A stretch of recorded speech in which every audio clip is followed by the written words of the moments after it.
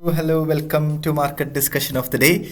Today, November 19, 2025, Wednesday ആണ്. So market ഡിസ്കഷനിലോട്ട് പോകുന്നതിന് മുന്നേ ആയിട്ട് നമ്മളുടെ പുതിയ ബാച്ച് കഴിഞ്ഞ ആഴ്ച ഈ ആഴ്ച സ്റ്റാർട്ട് ചെയ്തിട്ടുണ്ടായിരുന്നു. തിങ്കളാഴ്ച ഫ്രീ ആയിട്ട് ഫോറക്സ് ട്രേഡിംഗ് പഠിപ്പിക്കുന്ന ബാച്ചാണ്. എല്ലാ രണ്ടാഴ്ച കൂടുമ്പോഴും ഈ ഒരു ഫ്രീ ആയിട്ടുള്ള ഫോറക്സ് ട്രേഡിംഗ് ബാച്ച് സ്റ്റാർട്ട് ചെയ്യുന്നതായിരിക്കും.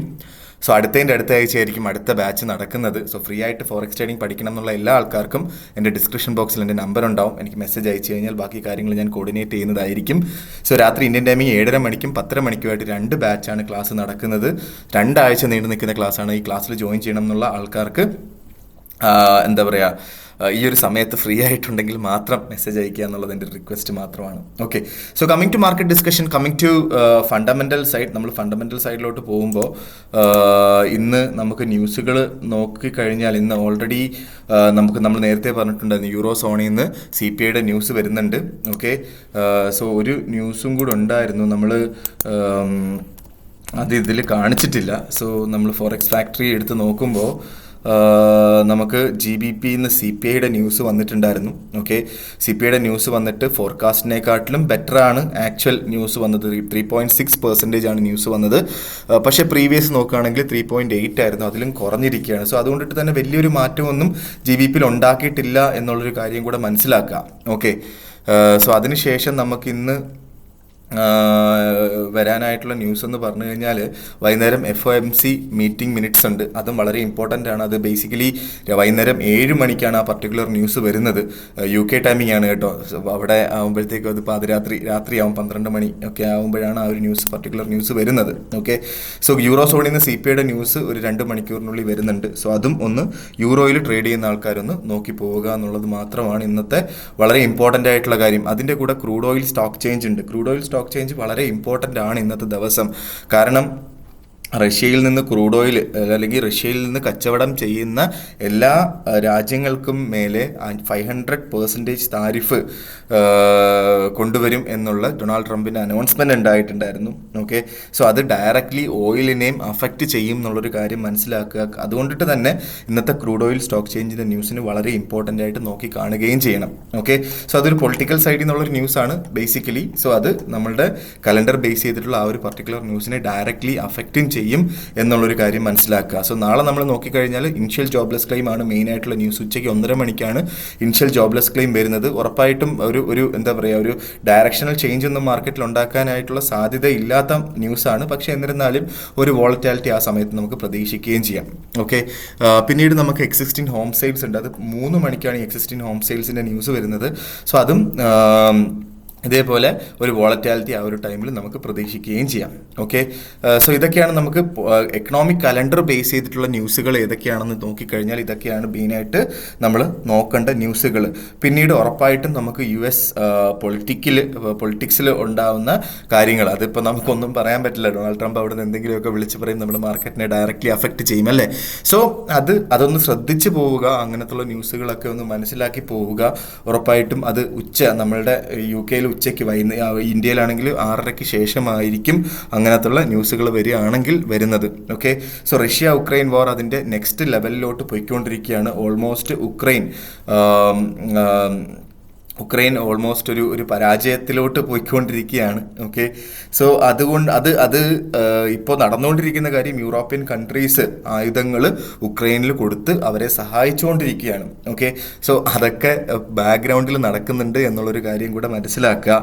സോ അത് മാർക്കറ്റിനെ ഡയറക്റ്റ്ലി അഫക്റ്റ് ചെയ്യുന്ന പൊളിറ്റിക്കൽ സൈഡിൽ നിന്നുള്ള ന്യൂസ് കൂടെയാണ്.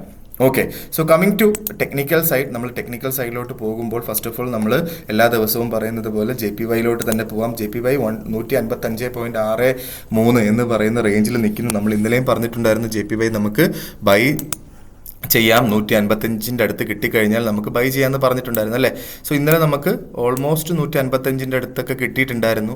അവിടുന്ന് ബൈ ചെയ്തിട്ടുള്ള എല്ലാ ആൾക്കാർക്കും നല്ല രീതിയിലുള്ള ഒരു പ്രോഫിറ്റ്, വലിയ രീതിയിലൊന്നുമല്ല, 155.60 ബിപ്പിൻ്റെ ഒക്കെ പ്രോഫിറ്റ് കിട്ടിയിട്ടുമുണ്ട്. ഓക്കെ, JPYയിൽ ഇന്നലെ ട്രേഡ് എടുത്തിട്ടുള്ള ആൾക്കാർ. അപ്പോൾ ഇന്നും നമുക്ക് 155 അവിടെ കിട്ടുകയാണെങ്കിൽ വീണ്ടും ബൈ ചെയ്ത് മുന്നോട്ട് പോകാം. 156 അടുത്തായിട്ട് 155.8 155.9 നമുക്ക് ടേക്ക് പ്രോഫിറ്റും എടുക്കാം. ഓക്കെ, സ്റ്റോപ്പ് ലോസ് നമുക്ക് 100 ടൈറ്റായിട്ട് വെക്കണം എന്നുള്ള ആൾക്കാർക്ക് 4.80 താഴെയായിട്ട് വെക്കാം. നല്ല രീതിയിൽ സ്റ്റോപ്പ് ലോസ് വെക്കണം എന്നുള്ള ആൾക്കാർക്ക് 154.40 താഴെയും സ്റ്റോപ്പ് ലോസ് വെച്ച് പോവുകയും ചെയ്യാം. ഓക്കെ, സോ ബേസിക്കലി ടൈറ്റായിട്ട് വെക്കുന്നതായിരിക്കും നല്ലത്, കാരണം നമ്മുടെ ടേക്ക് പ്രോഫിറ്റ് കുറവാണ്. ഓക്കെ, സോ 155 ബൈ എടുക്കുന്ന ആൾക്കാർ 154.70 വെച്ച് കഴിഞ്ഞാൽ ഒരു 30 പിപ്പിൻ്റെ സ്റ്റോപ്പ് ലോസ് അല്ലെങ്കിൽ 40 പിപ്പിൻ്റെ സ്റ്റോപ്പ് ലോസ് ഒക്കെ മാക്സിമം ഉണ്ടാവത്തുള്ളൂ. സോ അങ്ങനെയാണെങ്കിൽ നമുക്കൊരു 80 പിപ്പിൻ്റെ അല്ലെങ്കിൽ 90 പിപ്പിൻ്റെ ടേക്ക് പ്രോഫിറ്റും എടുത്ത് പോവുകയും ചെയ്യാം. അല്ലെങ്കിൽ അറ്റ്ലീസ്റ്റ് 1:1.5 റേഷ്യോയിൽ നമുക്ക് ടേക്ക് പ്രോഫിറ്റ് എടുത്ത് മാറുകയും ചെയ്യാം. ഓക്കെ, സോ നേരെ നമ്മളുടെ യൂറോയിലോട്ട് വരുമ്പം യൂറോ ഇപ്പോൾ കറൻ്റ് ട്രേഡ് ചെയ്തുകൊണ്ടിരിക്കുന്നത് 1.15736 നിൽക്കുന്നത്. സോ ഇവിടുന്ന് എന്ത് എന്നുള്ളൊരു ചോദ്യമാണ് നമ്മളുടെ മുന്നിലുള്ളത് അല്ലേ. സോ നമ്മൾ നേരത്തെ പറഞ്ഞ കാര്യം 1.1550 അവിടുന്ന് നമുക്ക് ബൈ ചെയ്ത് മുന്നോട്ട് പോവുകയും ചെയ്യാം. അങ്ങനെ ബൈ ചെയ്യുന്ന ആൾക്കാർ പകുതി മാത്രം ബൈ ചെയ്യുക, ഒരു ലോട്ട് ചെയ്യുന്ന ആൾക്കാർ 0.5 ലോട്ടിൽ മാത്രം ചെയ്യുക. ബാക്കി 1.1500 എത്തിക്കഴിഞ്ഞാൽ നമുക്ക് അവിടുന്ന് വേണമെങ്കിലും ബൈ ചെയ്ത് മുന്നോട്ട് പോകാം. 1.15 ഈ ബൈ ചെയ്യുന്ന ആൾക്കാർ മിനിമം 1.1440 താഴെയായിട്ട് വേണം സ്റ്റോപ്പ് ലോസ് വെക്കാൻ എന്നുള്ളൊരു കാര്യമാണ് എനിക്കെടുത്ത് പറഞ്ഞു പോകാനായിട്ടുള്ളത്. ടൈറ്റായിട്ട് വെക്കണം എന്നുള്ള ആൾക്കാർക്ക് 1.1480 താഴെയും വെച്ച് പോകാവുന്നതുമാണ്. ഓക്കെ, സോ നേരെ നമ്മളുടെ GBPയിലോട്ട് വരുമ്പം GBP 1.31225 നിൽക്കുന്നു. സോ നമ്മൾ നേരത്തെ പറഞ്ഞതുപോലെ 1.3100 ആണ് നമ്മളുടെ ബൈ എൻട്രി ഉള്ളത്. 1.3100 കിട്ടിക്കഴിഞ്ഞാൽ അവിടുന്ന് ബൈ ചെയ്ത് മുന്നോട്ട് പോവുക. 1.3100 ബൈ ചെയ്യുന്ന ആൾക്കാർ 1.3 ടൈറ്റായിട്ട് വെക്കാം. നമുക്ക് 1.3070 താഴെയായിട്ട് സ്റ്റോപ്പ് ലോസ് വെച്ച് പോവുകയും ചെയ്യാം. കാരണം 1.3070 ബ്രേക്ക് ചെയ്താൽ നമുക്ക് കിട്ടാൻ പോകുന്നത് ഗോൾഡൻ ഓപ്പർച്യൂണിറ്റി 1.3000 ആയിരിക്കും. ഓക്കെ, അവിടുന്ന് നമുക്ക് ബൈ എൻട്രി ചെയ്ത് മുന്നോട്ട് പോവുകയും ചെയ്യാം GBPയുടെ കാര്യത്തിനകത്ത്. ഓക്കെ, സോ ഇതൊക്കെയാണ് നമ്മളുടെ കാര്യങ്ങൾ. നമ്മൾ ഗോൾഡിലോട്ട് വരുമ്പോൾ ഗോൾഡിൽ അപ്പോൾ അതേപോലെ തന്നെ വളരെ ഇമ്പോർട്ടൻ്റ് ആയിട്ടുള്ളൊരു പൊളിറ്റിക്കൽ കാര്യം കൂടെ നോക്കിക്കഴിഞ്ഞാൽ നമ്മളുടെ GBP ബേസ് ചെയ്തിട്ട് UK ബേസ് ചെയ്തിട്ടുള്ള കുറച്ച് പൊളിറ്റിക്കൽ കാര്യങ്ങളും നടക്കുന്നുണ്ട് എന്നുള്ളൊരു കാര്യം മനസ്സിലാക്കുക. ഓക്കെ, ഇവിടെ കുറച്ച് പൊളിറ്റിക്കൽ അസ്ഥിരത്വം നടക്കുന്നുണ്ട്. സോ അത് എന്താ പറയുക, ഒരു ലോങ്ങർ ടേമിലോട്ടൊന്നും അല്ല, കുറച്ച് കാര്യങ്ങളും ഉണ്ട് എന്നുള്ളൊരു കാര്യം മനസ്സിലാക്കുക. അതുകൊണ്ടിട്ടാണ് GBP വലിയ രീതിയിൽ മുകളിലോട്ട് പോവാത്തത്. നമ്മൾ വെയിറ്റ് ചെയ്യുകയാണല്ലേ, GBP മുകളിലോട്ട് പോകണം എന്ന് പറഞ്ഞ് വെയിറ്റ് ചെയ്ത് നിൽക്കുകയാണ്. പക്ഷേ GBP മുകളിലോട്ട് പോകുന്നില്ല. അത് ഇവിടുത്തെ കുറച്ച് പൊളിറ്റിക്കൽ ആയിട്ടുള്ള കണ്ടീഷൻസ് കൊണ്ടിട്ടാണ് GBP അങ്ങനെ പെട്ടെന്ന് മുകളിലോട്ട് പോവാത്തത് എന്നുള്ളൊരു കാര്യം കൂടെ മനസ്സിലാക്കി ട്രേഡ് എടുത്ത് മുന്നോട്ട് പോവുക. ഇതൊന്നും ട്രേഡ് എടുക്കാതിരിക്കാനല്ല, ട്രേഡ് എടുക്കാൻ തന്നെയാണ്. പക്ഷേ ഈ ഒരു കാര്യം മനസ്സിൽ വെച്ചിട്ട് വേണം നമ്മൾ ട്രേഡ് എടുത്ത് മുന്നോട്ട് പോവുകയും ചെയ്യണം. ഓക്കെ, സോ നേരെ നമ്മൾ ഗോൾഡിലോട്ട് വരുമ്പോൾ ഗോൾഡ് 4083 നിൽക്കുന്നു. ഗോൾഡ് ഞാൻ നേരത്തെ പറയുന്ന കാര്യം തന്നെ, ഗോൾഡിൽ എനിക്ക് വലിയ കമൻസ് ഒന്നും ഇല്ല പറയാനായിട്ട്. ഓക്കെ, ഇന്നലെ മാർക്കറ്റ് താഴോട്ട് പോയപ്പം 4000 വരെ മാർക്കറ്റ് എത്തിയിട്ടുണ്ടായിരുന്നു. സോ ഇപ്പോൾ 4083 നിൽക്കുന്നു. നമുക്ക് പ്രോപ്പറായിട്ടുള്ള നല്ലൊരു എൻട്രി എവിടെയാണെന്ന് ചോദിച്ചാൽ 4030 നല്ലൊരു ബെസ്റ്റ് എൻട്രി മാർക്കറ്റിൽ ഉള്ളത് എന്ന് പറഞ്ഞു കഴിഞ്ഞാൽ 4030. ഓക്കെ, സോ 4030 അവിടെ കിട്ടിക്കഴിഞ്ഞാൽ അവിടെ നിന്ന് ഉള്ളൊരു ബൈ എൻട്രി എടുക്കുന്നതായിരിക്കും ഏറ്റവും ഉചിതമായിട്ടുള്ള, ഏറ്റവും ബെറ്റർ ആയിട്ടുള്ളൊരു എൻട്രി പോയിന്റ് എന്നുള്ളതാണ് എനിക്ക് പറഞ്ഞു പോകാനായിട്ടുള്ളത്. ഓക്കെ, സെൽ സൈഡിൽ നിൽക്കാതിരിക്കുക, 4030 അവിടെ കിട്ടിയാൽ മാത്രം ബൈ ചെയ്യുക. ടൈറ്റായിട്ട് 4030 ടൈറ്റായിട്ട് സ്റ്റോപ്പ് ലോസ് വെക്കണം എന്നുള്ള ആൾക്കാർക്ക് 4015 വെക്കാം, 15 താഴെയായിട്ട് വെക്കാം. ഇല്ലാത്തുള്ള ആൾക്കാർക്ക് $25 to $30 സ്റ്റോപ്പ് ലോസ് വെക്കുകയും $45 ടേക്ക് പ്രോഫിറ്റ് 1:1.5 റേഷ്യോയിൽ നമുക്ക് ടേക്ക് പ്രോഫിറ്റ് വെച്ച് പോവുകയും ചെയ്യാം. ഓക്കെ, സോ മാർക്കറ്റ് ഇപ്പോൾ 4082 നിൽക്കുന്നു. മാർക്കറ്റ് 4082 അവിടെ സപ്പോർട്ട് ചെയ്തോ എന്ന് ചോദിച്ചാൽ നമുക്ക് ഒരു ക്യാൻഡിൽ മാത്രം 4080 മുകളിലായിട്ട് ഒരു 4 hour ക്യാൻഡിൽ സ്റ്റാർട്ട് ചെയ്തിട്ടുണ്ട്. അതേപോലെ തന്നെ യൂറോപ്പ് ഓപ്പണിങ്ങും 4080 മുകളിലായിട്ട് തന്നെ ആയിരുന്നു.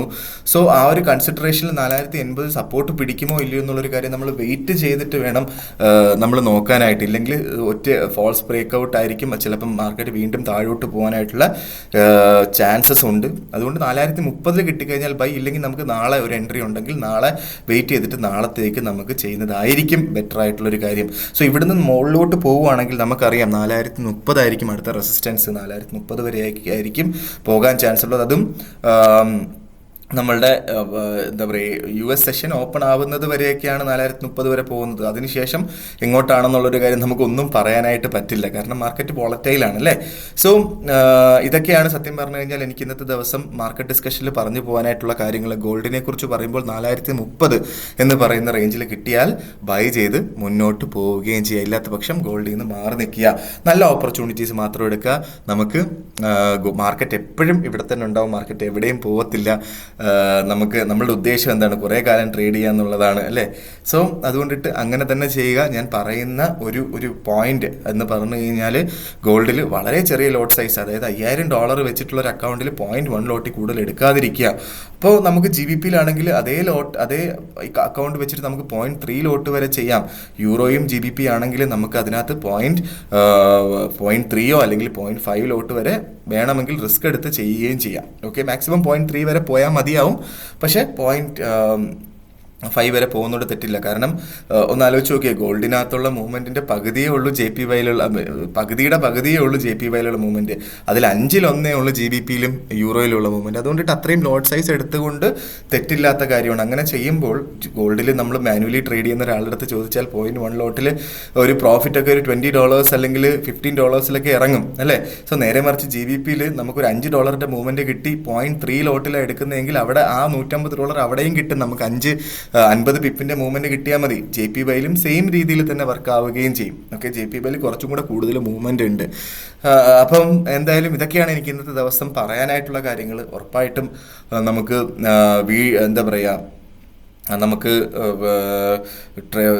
നോക്കി ട്രേഡ് ചെയ്യുക.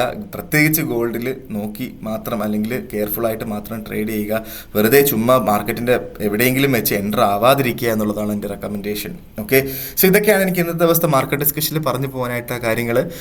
വീഡിയോ ഇഷ്ടമാവുകയാണെങ്കിൽ സബ്സ്ക്രൈബ് ചെയ്യുക, ലൈക്ക് ചെയ്യുക. അതേപോലെ തന്നെ നിങ്ങളുടെ ഫോറക്സ് ട്രേഡിംഗ് പഠിക്കണം എന്നുള്ള ആൾക്കാർക്ക് ഈ ഒരു വീഡിയോ അയച്ചു കൊടുക്കണം എന്ന് പറഞ്ഞുകൊണ്ടിട്ട് ഇന്നത്തെ ഈ ഒരു സെഷൻ, ഈ ഒരു മാർക്കറ്റ് ഡിസ്കഷൻ ഞാൻ കൺക്ലൂഡ് ചെയ്യാണ്. മാർക്കറ്റ് ഡിസ്കഷനായിട്ട് നമ്മൾ നാളെ കാണുന്നത് വരെ ഗുഡ് ബൈ.